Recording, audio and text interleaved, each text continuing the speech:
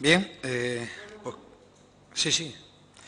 Continuamos con este grupo de trabajo. Damos la bienvenida a doña Mar Romera, que en la secuencia de la intervención, no sé si he visto las anteriores, pero tiene unos 20 minutos para hacer su exposición. Después intervienen los distintos portavoces y luego una intervención final. Bien, pues cuando esté preparada tiene la palabra.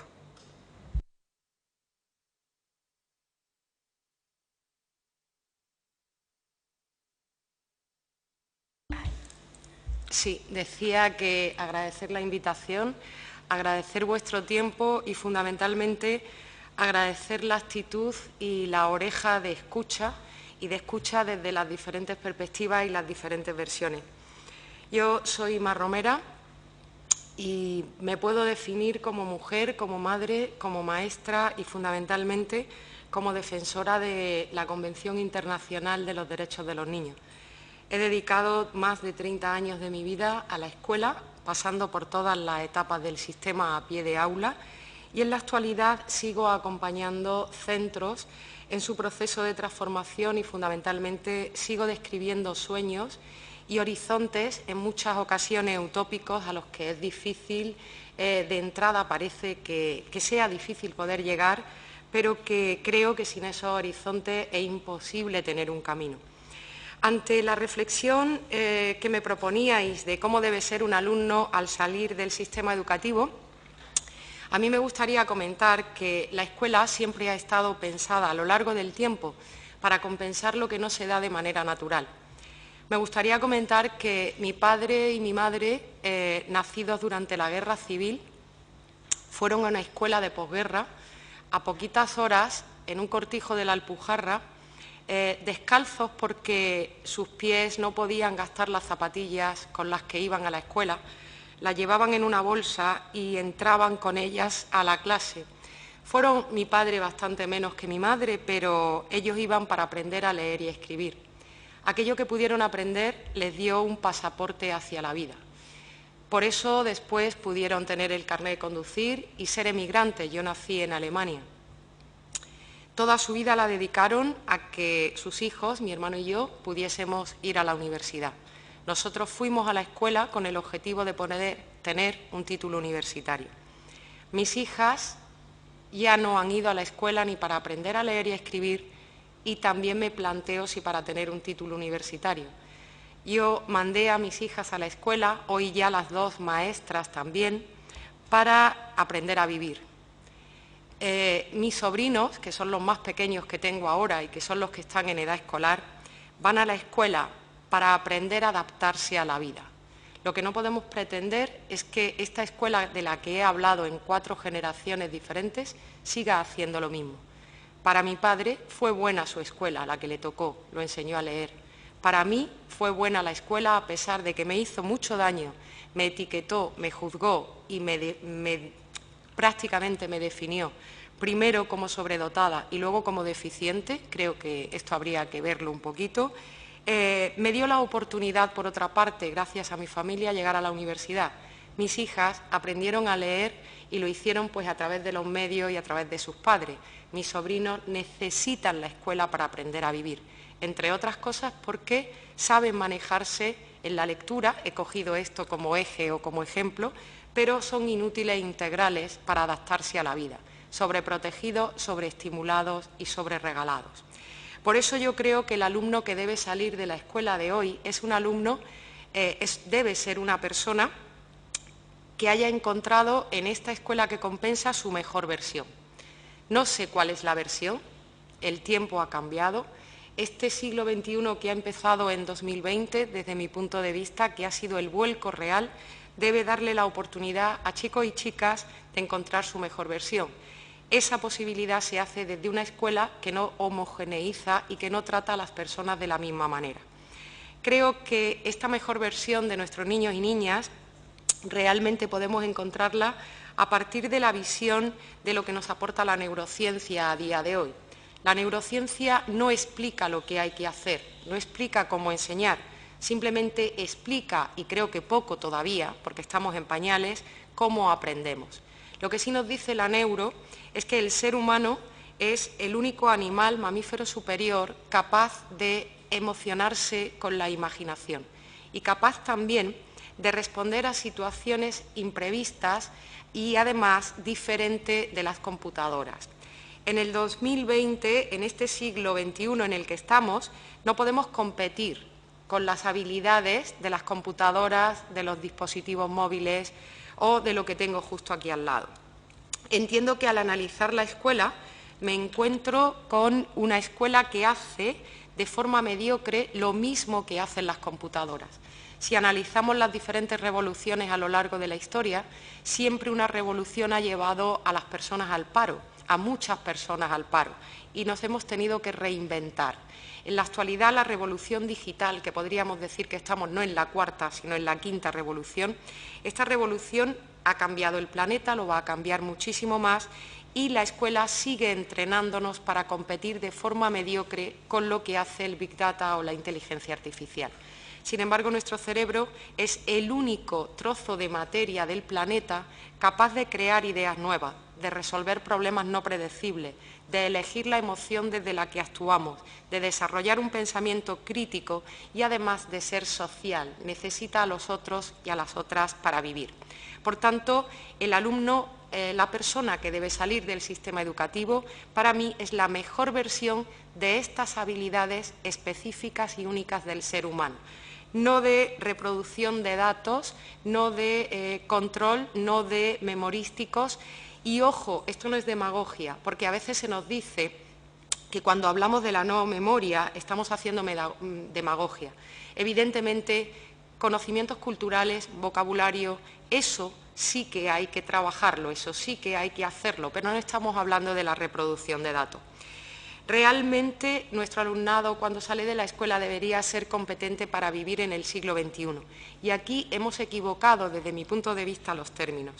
Hablamos, y todas las personas que han pasado por aquí, con aportaciones maravillosas, aportaciones increíbles, con nuevas metodologías, con propuestas emergentes, han determinado y han contado cómo hacer la escuela, cómo hacer una escuela creativa, una escuela innovadora, cómo hacer una escuela que sea crítica, una escuela que emprenda.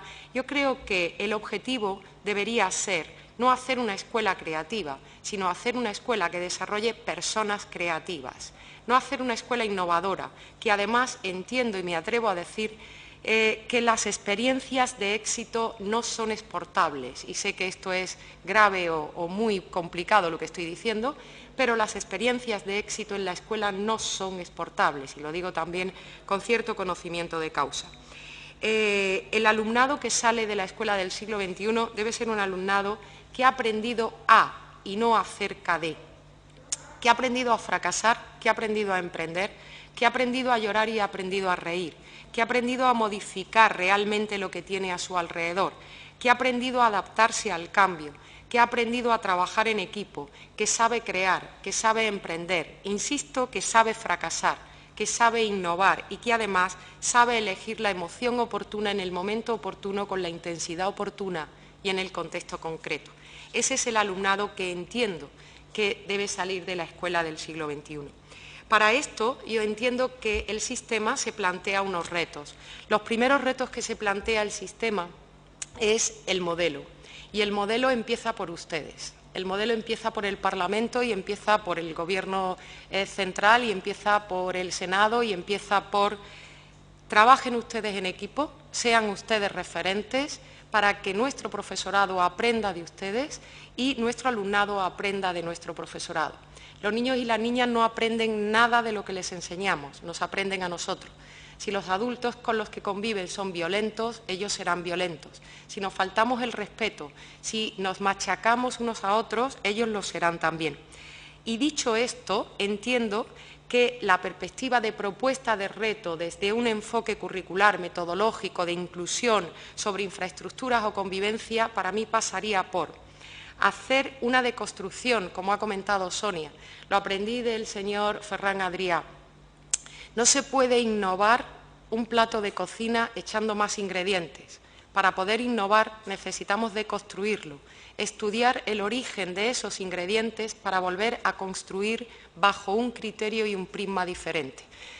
Lo aprendí de él y lo apliqué a la escuela y creo que es lo que funciona. Es por eso que entiendo que las experiencias de éxito no son aplicables ni exportables de un contexto a otro. Para hacer esto, este proceso de deconstrucción, entiendo que lo primero que hay que deconstruir en el sistema son las estructuras disciplinares.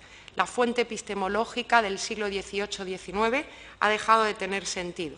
Necesitamos romper las disciplinas y las asignaturas absolutamente para pasar a un enfoque transdisciplinar.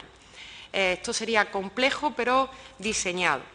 Este enfoque transdisciplinar no ordena el conocimiento por bibliotecas asociadas a temáticas, sino que lo ordena por necesidades y por preguntas, lo que me lleva a plantear una escuela que no se base en la respuesta, sino que se base en la pregunta. Nuestro alumnado necesita aprender a preguntar y no aprender a contestar. Sería una de las claves fundamentales desde la transdisciplinariedad, lo que significaría que no puede casi haber dos colegios iguales. Saltar de la unidocencia a la docencia compartida y la docencia en equipo, una docencia que además sea también transprofesional. La escuela necesita incorporar dentro de sus filas a profesionales de otros ámbitos como colaboradores y como expertos, porque nuestros niños y niñas necesitan aprender a vivir. Necesitamos una escuela que rompa con la estructura de los grupos y que hablemos de flexibilidad en los agrupamientos, rompiendo también el criterio básico de la agrupación por edad cronológica o momento de nacimiento. Esto es una consecuencia del modelo piagetiano absolutamente desfasado, derogado, y no solo eso, sino que sabemos a día de hoy que incluso con trampa en sus investigaciones cuando la hizo. El propio Piaget describió una epistemología de la inteligencia, pero en ningún momento dijo que estaba haciendo una psicología de la educación, y nos hemos equivocado. El propio César Coll, que adaptó esta estructura y esta perspectiva de Piaget en 1990, en el 87, ha reconocido públicamente que no podía entender cómo iba a suceder las 2 décadas que vinieron después, y tenemos un currículum erróneo, desfasado y fuera de estructura y de nivel. Absolutamente, además, demostrado de forma científica desde la neuro. Necesitamos pasar en un sistema de educación obligatoria de la calificación a la evaluación.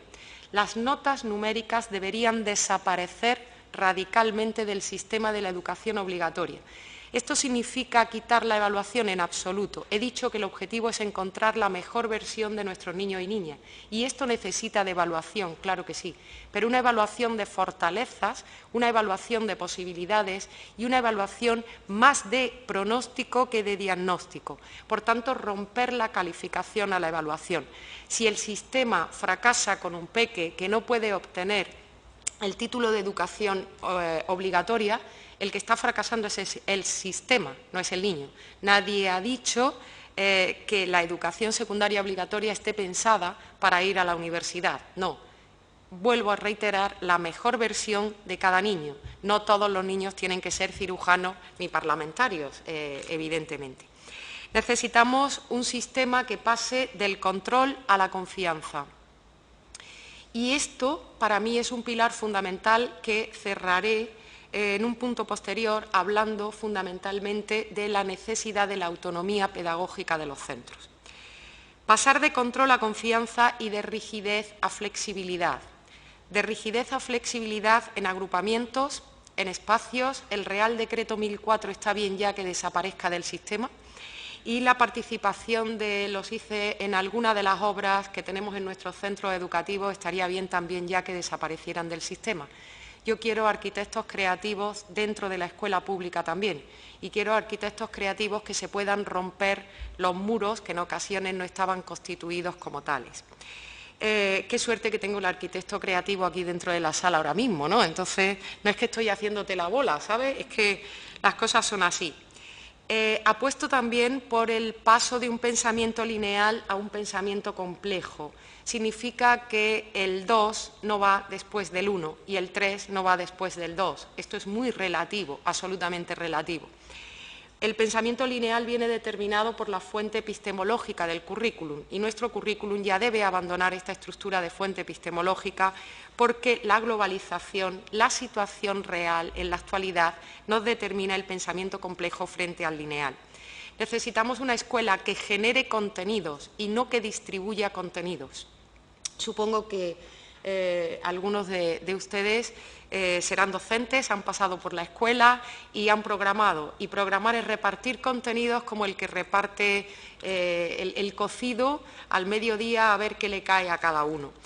La escuela debe generar contenidos y debe generar contenidos porque genera preguntas y no genera respuestas. Y esto significa que nuestro sistema, muy inteligente ya, viendo el fracaso de un sistema que se estructura en la estandarización, no entiendo por qué asume estándares de aprendizaje devueltos a las conductas que estamos haciendo retroceder más de un siglo en nuestra estructura de sistema educativo. Necesitamos romper la estandarización, necesitamos romper eso para superar incluso la individualización de las metodologías. Apuesto por una metodología personalizada que me ayude a encontrar precisamente la mejor versión. Apuesto por esa flexibilidad en grupos, en espacios, en tiempos, en horarios, en asignaturas y todo eso desde la participación comunitaria, desde la participación de toda la comunidad. El dicho africano de para educar un niño necesitamos a toda la tribu, ahora más que nunca. Y la participación activa desde la perspectiva que sé que habéis tenido aquí al señor Tonucci, cómo se ha explicado esa perspectiva comunitaria y dado que soy su discípula, me voy a ahorrar toda esta parte porque él lo explica muchísimo mejor que yo. Evidentemente, esto es apostar por la escuela del ser y no la escuela del saber. Y en esta escuela del ser, donde enseñamos lo que somos y no lo que sabemos, necesitamos hacer una reflexión importante sobre la carrera docente. No voy a insistir demasiado en la formación inicial, porque es muy triste mi vida. Hice magisterio, hice pedagogía, hice doctorado, hice psicopedagogía, trabajé como profesora en la Universidad de Granada 7 años de magisterio. Mi hija mayor hizo magisterio, mi hija pequeña hace magisterio. O sea, mi casa es el día de la marmota. Hay profesores que han sido, en todo lo que os he contado, han ido pasando, pues van a peor.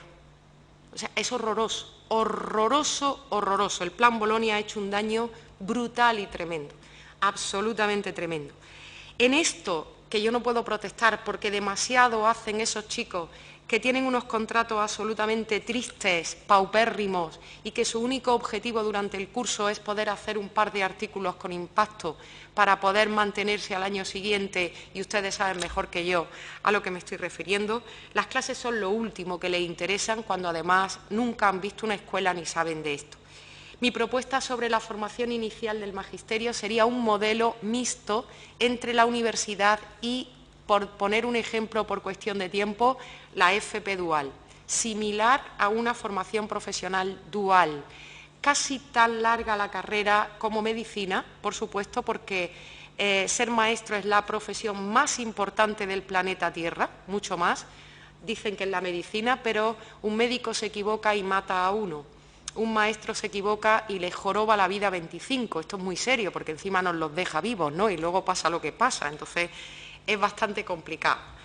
En relación a la formación continua, mi propuesta es, desde la autonomía pedagógica, agentes de formación con una política de recursos humanos dentro de cada uno de los centros que se ocupe precisamente de esa formación continua. Por tanto, una estructura que, si ustedes quieren, comentamos en torno a los centros de profesorado, que, bueno, con la falta de recursos humanos que tenemos en los centros, pues yo lo dejo aquí. Hablaría de la necesidad de portafolios personales y profesionales de los docentes en esta política de recursos humanos dentro de los centros, que incluyese una evaluación de profesorado y una evaluación de profesorado que permitiese precisamente la carrera docente. Evidentemente, esto va de la mano de la autonomía pedagógica de los centros, que entiendo que deben tener proyectos propios y una autonomía muy profesional, dependiente de los equipos directivos.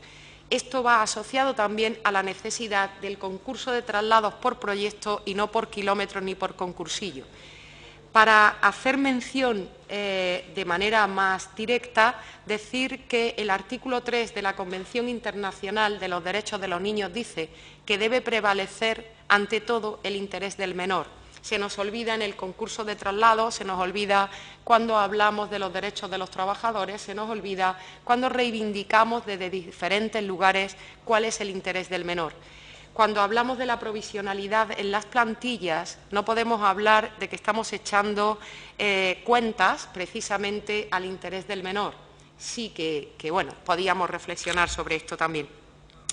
Y sobre el acceso a la función pública, en lo que es la oposición, decir que si nos sentáramos alrededor de esta mesa un montón de cabezas pensantes, inteligentes, para diseñar un modelo de acceso a la función pública malo, no malo, el peor, no nos podía salir como el que tenemos. O sea, no hay una mejor manera de hacerlo peor. Temarios desfasados, tribunales incompetentes, falta de objetividad, de recursos, de formación, de preparación,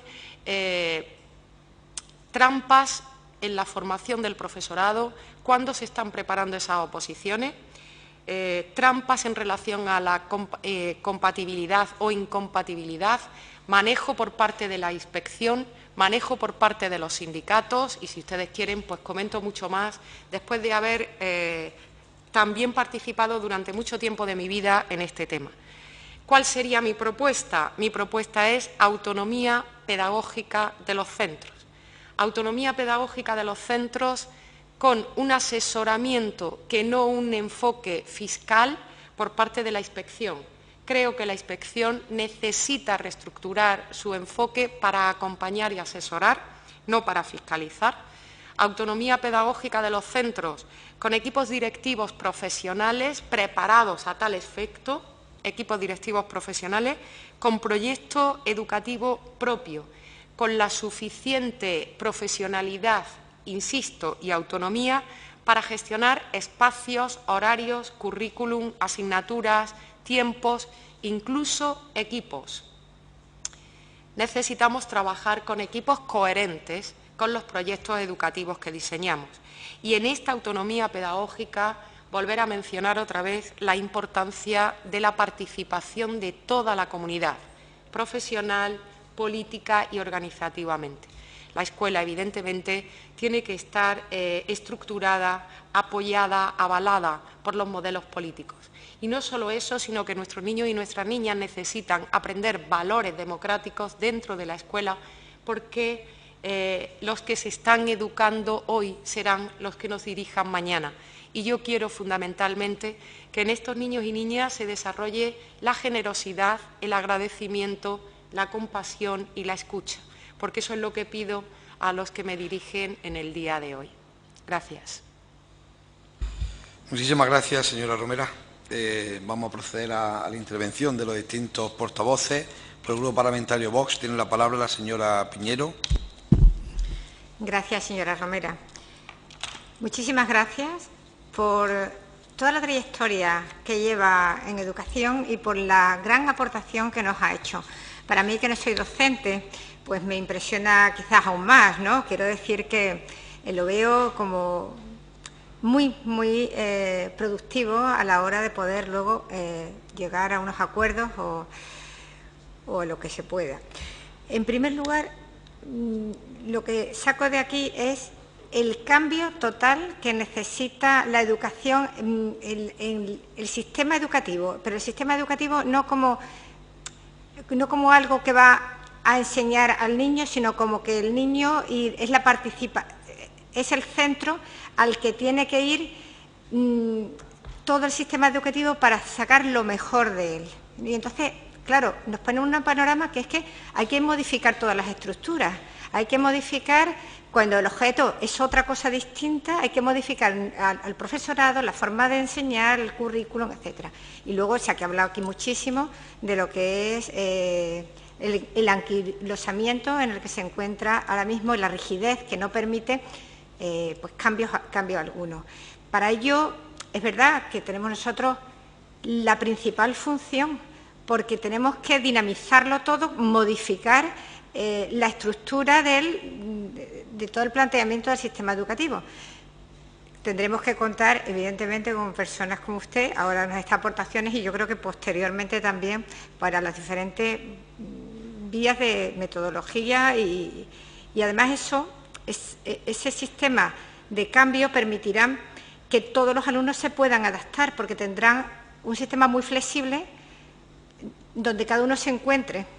Entonces, es una visión que, aunque se ha dicho aquí, pero la aportación que ha hecho ha sido como más completa, y por eso se lo agradezco. Basarse en la neurociencia, bueno, todo lo que ha dicho que no voy a repetir. Preguntas, muchísimas, pero no voy a hacerlas. Por un lado, dos solamente. Un problema que yo creo que hay ahora mismo importante, incluso en los colegios donde se estudia al niño, se trabaja, tienen autonomía, los niños están muy contentos, vuelven, en fin, que se puede decir que están un poquito más alejados de la rigidez del sistema. Veo que los chicos chocan cuando llegan a los cursos superiores, porque va encaminado el bachillerato a sacarle BAU. Y entonces toda esa dinámica, aprendizaje que han tenido, va allá dirigido desde el colegio y de ellos mismos a una calificación.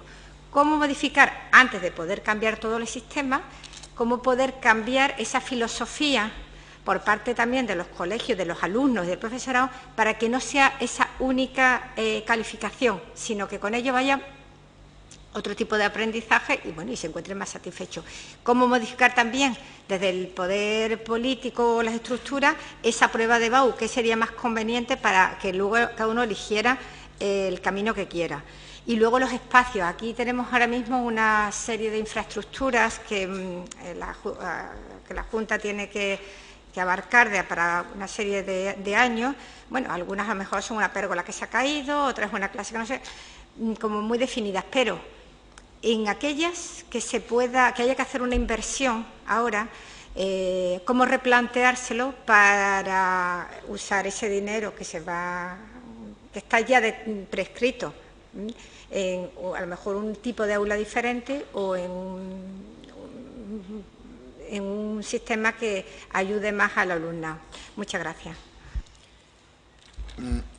Sí, mejor vale. tome nota y luego al final hace una intervención. Vale. Sí. Gracias, señora Piñero. Por el Grupo Parlamentario Adelante Andalucía, tiene la palabra la señora Dorado Balmón. Bueno, pues muchas gracias por sus aportaciones, señora Romera. Yo quería hacerle algunas preguntas. Por un lado, que si pudiera ahondar en su segunda intervención en cómo sería ese modelo transdisciplinar y transprofesional y cómo fomentar esa coherencia que ha comentado antes. Y luego, por otro lado, cómo mejoraría, según su criterio, el acceso a la función pública, ¿no? Parece que se pone sobre la mesa siempre todo lo que no funciona. ¿Cómo podemos mejorar ese acceso? Muchas gracias. Gracias, señora Dorado. Por el Grupo Parlamentario Ciudadanos tiene la palabra la señora Sánchez. Gracias, presidente. Buenos días, señora Romera. Encantada de conocerla personalmente. Es que no sé qué decir, han sido tantos los contenidos, decir que cualquier persona que tenga una cierta empatía con aquel alumno que atiende llega a las conclusiones, después de estudiar mucho evidentemente, pero llega a las conclusiones que usted ha llegado y que parece que en la que la mayor parte de la comunidad educativa, que de verdad está en el tajo, por decirlo así, lo tiene claro. Hay cosas importantes que ha dicho, muchas cosas importantes, ha puesto el punto sobre la I de muchos aspectos. No podríamos nombrarlos todos, pero al final podríamos resumirlo, lo he dicho antes en la intervención de la señora Díez, como salirnos de la caja completamente. Hay que salirse de la caja y hay una razón o una causa en la que puede radicar todo el problema, que es en confundir un sistema público de educación con un sistema público de empleo. Eso puede causar, bueno, pues que no se enfoque bien la selección del personal, la formación del personal, la carrera docente, que sabemos que tiene mucho que ver con todo lo que usted aquí ha razonado. El tema de, por ejemplo, de incorporar a profesionales de otro ámbito o que tengan esa capacidad para poder hacer dos tareas a la vez un profesor. En otros países, en Estados Unidos, en Inglaterra, se premia al profesor de música que además es concertista. Aquí no tiene capacidad para hacer ambas cosas y se le castiga por hacerlo. Es decir, estamos perdiendo muchas oportunidades en el sistema educativo y de ahí que muchísimos colegios, como también han puesto de manifiesto su compañera Díez, se salgan del sistema educativo español para poder atender adecuadamente al alumnado. Yo le voy a dar las gracias. Le voy a decir que a partir de su intervención, igual que de muchas otras, pero esta especialmente, va a salir una cantidad de trabajo ingente, porque tendríamos que definir la carrera docente, definir qué queremos, qué personal queremos en los centros, cómo lo queremos, en qué se debe hacer la inversión. Darle las gracias y, desde luego, combinarla, que si en un futuro hay que trabajar estos aspectos en concreto, a mí me gustaría y desde nuestro grupo nos gustaría que usted participase. Muchísimas gracias. Gracias, señora Sánchez. Por el Grupo Parlamentario Popular tiene la palabra el señor Ruiz.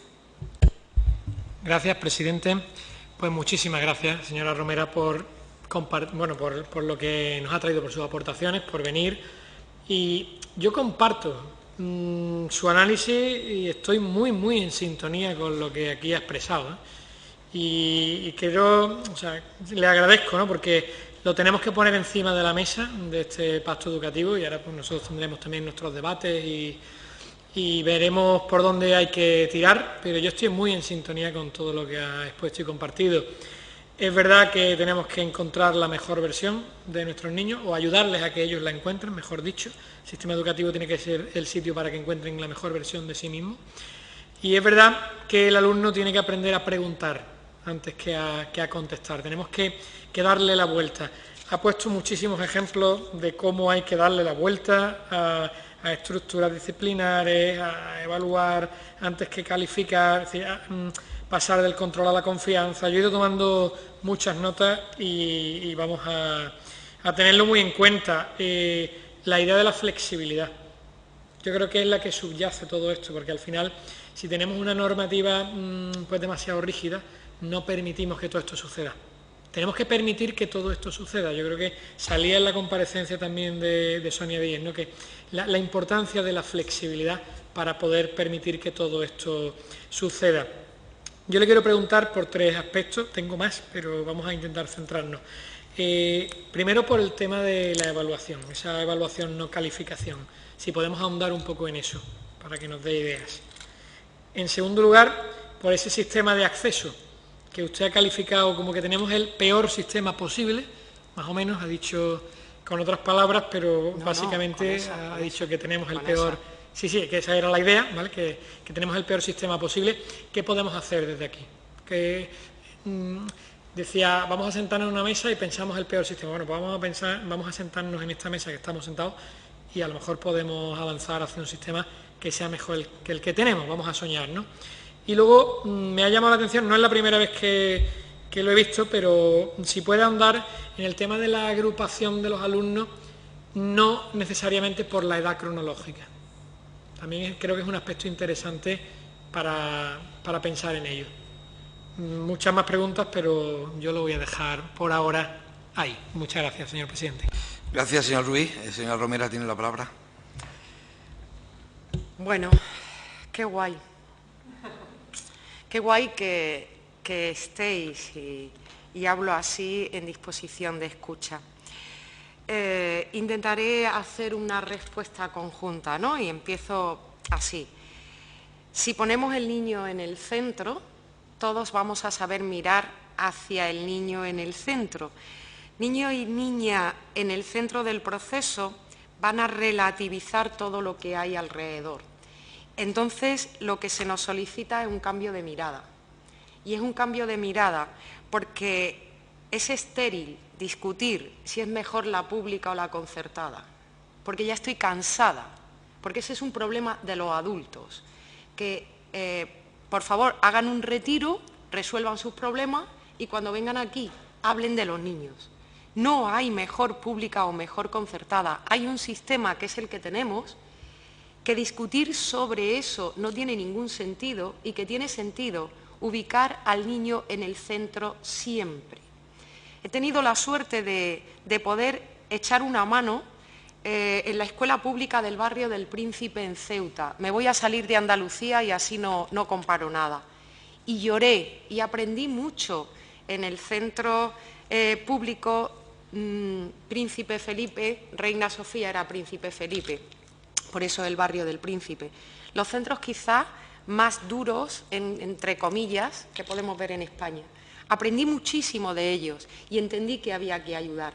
Pero he trabajado también en La Moraleja, en Madrid, y en Serrano. Aprendí que en los dos sitios hay niños, que en los dos sitios hay niñas, que niños y niñas necesitan nuestra mirada y que niños y niñas de ambos sitios son igual de importantes. Y ya está bien no poner al niño en el centro. No sé si con esto me estoy explicando. Discutan ustedes de sus cosas, no sé de qué, pero en el centro de toda esta perspectiva están los niños y las niñas. Y no hay niños de primera, ni niños de segunda, ni niños de tercera. Y hacer una transformación despacito no podemos permitirnosla más porque los niños se van a jubilar y nosotros vamos a seguir pensando si transformamos o no transformamos. Por eso cambiemos la mirada cuando vamos a hacer una propuesta de transformación, porque nos necesitamos todos y todas, y esto es una cuestión de suma. Hablaba de las notas y de la selectividad. Yo creo que hay que diferenciar de manera muy evidente la educación obligatoria de la posobligatoria. Y en la educación obligatoria no puede haber fracaso escolar, ni puede haber suspensos, ni puede haber gente fuera del sistema. Es una pelea por sacar la mejor versión, como decía antes, pero evidentemente no todo el mundo tiene que ir derivado a hacer universidad o a estudiar, a romper con esa perspectiva de clase social que significa la universidad. No es necesario. La posobligatoria tiene otro enfoque y la posobligatoria, exactamente igual que las pruebas de acceso a esa universidad, debería ser realmente una formación en torno a la búsqueda del talento personal para focalizar hacia aquello que de verdad somos buenos, hacia aquello en lo que yo voy a ser feliz como persona, voy a encontrar mi plenitud profesionalmente hablando y hacia lo que me tengo que derivar. Esa formación sí es necesaria dentro de la obligatoria y en la posobligatoria, evidentemente, tendrá que haber pruebas de acceso que podrían ser perfectamente desde la universidad y no solo cuantitativas y no solo pruebas objetivas, sino acompañadas de portafolios personales que realmente derivaran los procesos de evaluación y crecimiento de cada una de las personas. Esto similar sería para la carrera docente. En cuanto a cómo poder utilizar los recursos de los que disponemos de cara a la transformación de centros, obras, reformas, etcétera, autonomía pedagógica de los centros. Lo que no se puede es homogeneizar. ¿Por qué? Porque no podemos pensar que todos los coles pueden tener huerto, ni todos los coles no pueden tener huerto. Mire usted, pues podrá tener huerto el que tiene circunstancias y posibilidades de tener huerto. Y habrá un cole que en vez de tener el huerto dentro de su recinto, lo tenga 4 manzanas más allá y lo lleven y lo desarrollen junto con los mayores del pueblo, de la zona o de la localidad. Esto es un ejemplo bobo, pero se trata de hacer estructuras y reformas y modificaciones en función del proyecto educativo. Es igual que ¿necesitamos bajar la ratio? Pues no, porque yo trabajo, por ejemplo, he hecho una mano en la zona de Linares, Jabalquinto, y allí como bajemos un poco más la ratio, cerramos la comarca. Vamos a echar un cable también, estamos en ello este año, en un proceso de transformación en la zona de la comarca del Mármol. Como en algunos centros bajemos la ratio, van las lagartijas a la escuela. Es decir, lo que no se puede hacer es generalizar. Bajar la ratio, ¿de qué y de dónde? Porque nadie dice subamos la ratio. Porque hay docentes con 5 niños en aula y docentes con 6 que no dicen juntemos por favor varios niveles.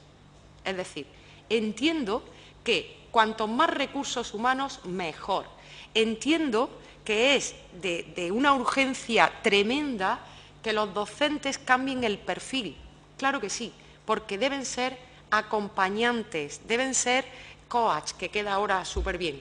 Pero Esto no es una generalidad, bajar la ratio, darme más ordenadores, pero si hay coles que tienen 50 ordenadores encerrados en una habitación con la puerta y la llave echada y nunca los vieron, o todo lo contrario, o un cole que ha descubierto que tiene un motor de 4 tiempos metido en el trastero. Vamos a ver, lo que no se puede generalizar bajo ningún concepto, y entiendo que depende de la autonomía pedagógica de los centros.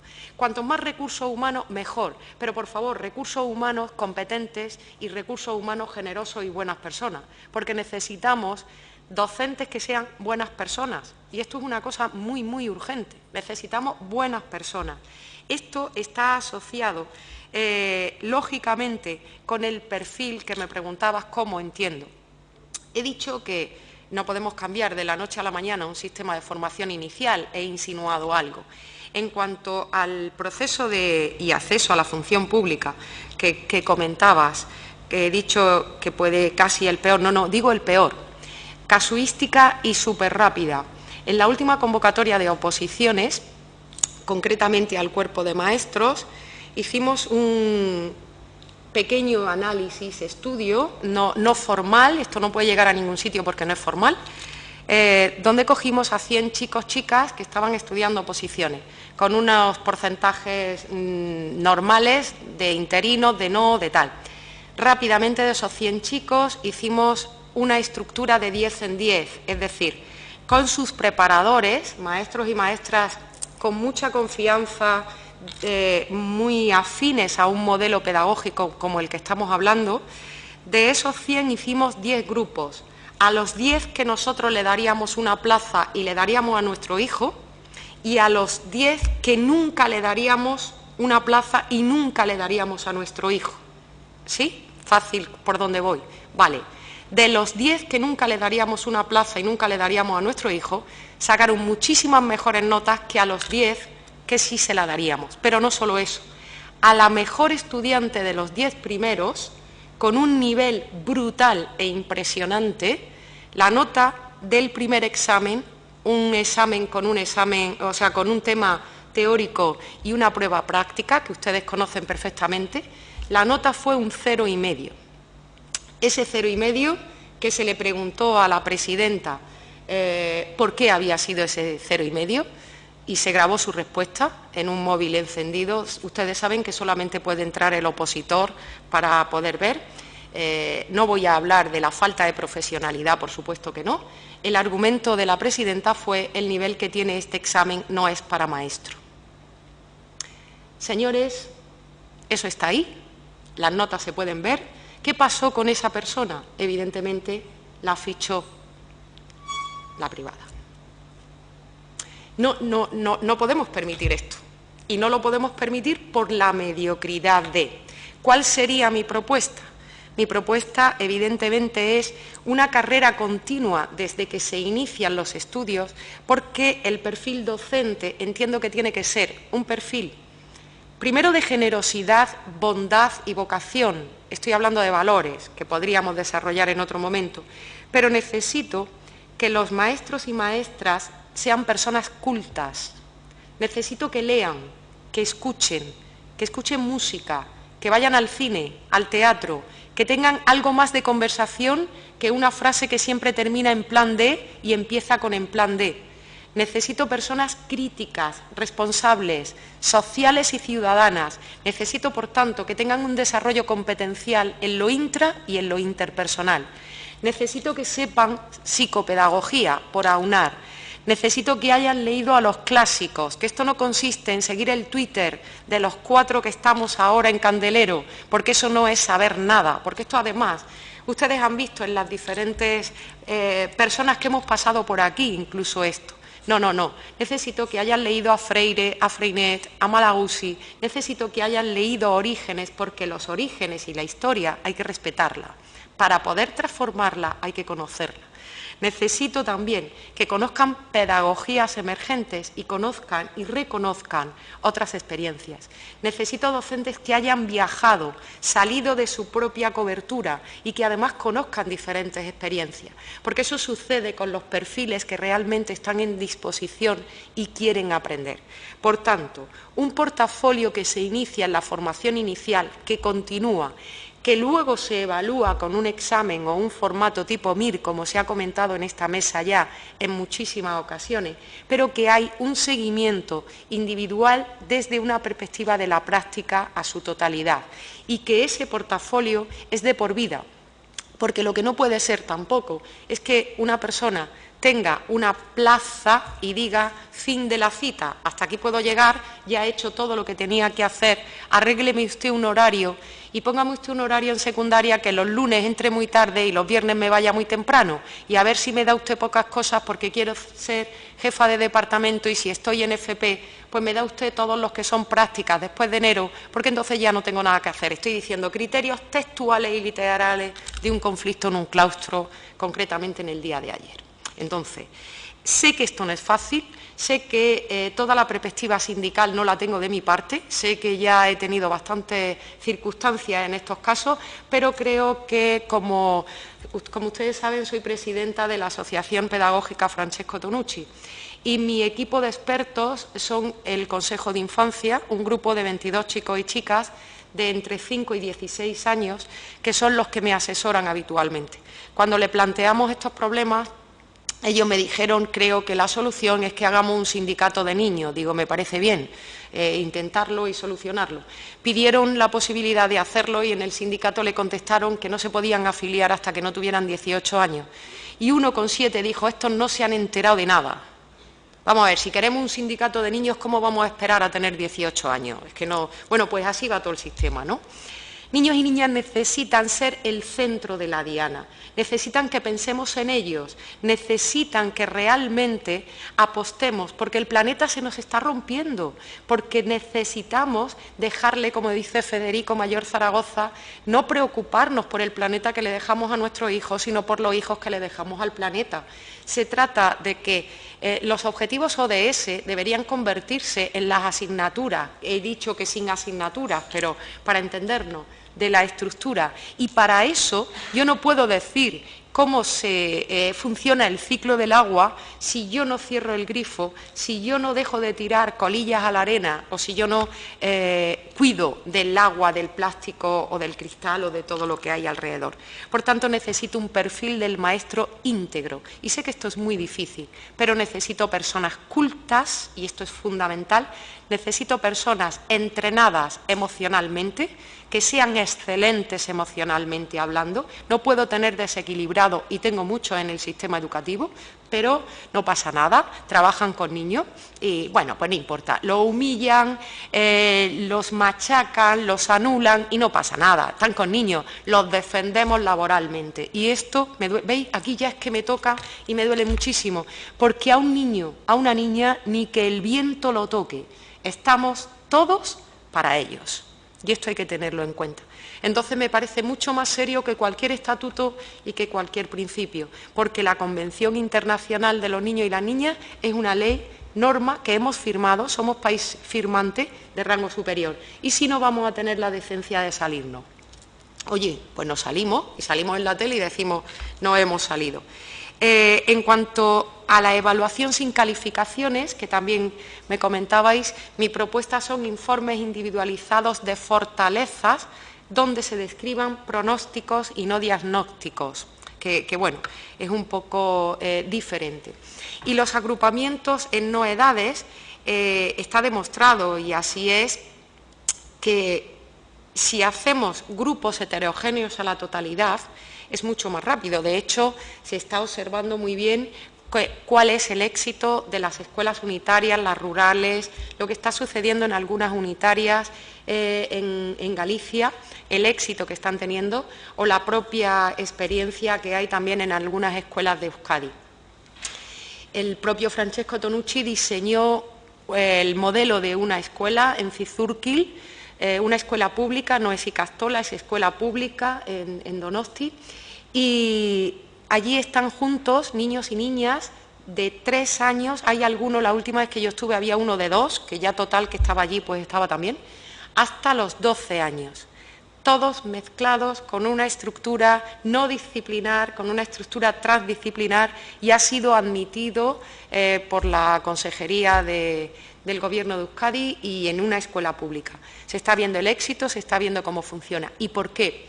Porque los niños y niñas aprenden mucho más de ellos por la dimensión social de la que ha hablado Sonia con anterioridad, y porque los mayores tiran de los peques y los peques paran a los mayores, porque los grupos sociales y las relaciones sociales son mucho más ricas cuanto más diferentes somos.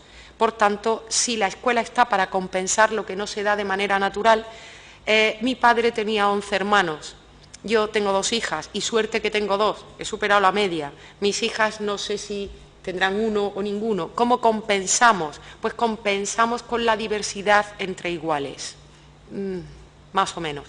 El tema es que Piaget determinó estadios del desarrollo cognitivo del ser humano, y César Coll, después de hacer su tesis con Piaget, cogió las disciplinas, cogió los estadios de Piaget y los juntó. Dijo, vale, bueno, él lo juntó para Cataluña, pero luego lo tuvimos todo. Dijo, los niños a los 6 leen, ala, pues todos a leer a los 6. Los niños a los 7 suman, pues todos a sumar a los 7. Y lo que hicimos fue repartir la estructura epistemológica de las disciplinas asociada a las conductas cognitivas descritas por Piaget. Aparte de los errores de la psicología piagetiana, Piaget describió la infancia mía en el 67, justo cuando yo nací. Él saca su libro fundamental, su teoría fundamental en el 67. Describió mi infancia a nivel cognitivo. Y si leemos un poquito de epigenética o de todas las aportaciones de David Bueno o de Francisco Mora, vemos que esto se ha ido ya, se nos ha escapado, ¿no? Pero a modo de ejemplo, mi infancia con la infancia de mi sobrino no tiene absolutamente nada que ver.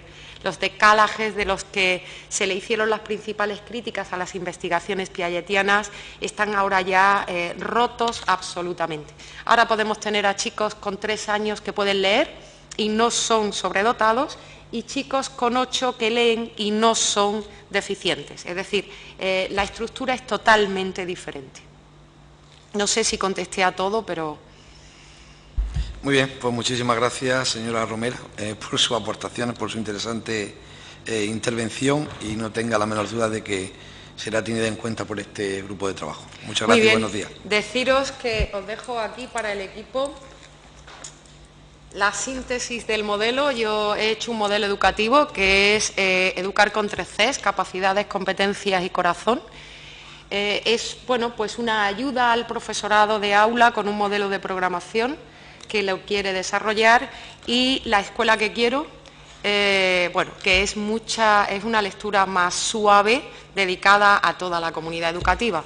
Por si, os sirve de algo y, no sé, podéis subrayar, compartir y, en cualquier caso, mi teléfono, mi correo electrónico y mi disposición, sobre todo que me utilicéis, porque he gastado 53 años de mi vida, pero el haber pasado tanto tiempo al lado de Francesco me ha entrenado una habilidad muy interesante, y es que también tengo ojos de niña y puedo darle voz, porque ellos son complicados en ocasiones, pero solo hay que saber escucharlo.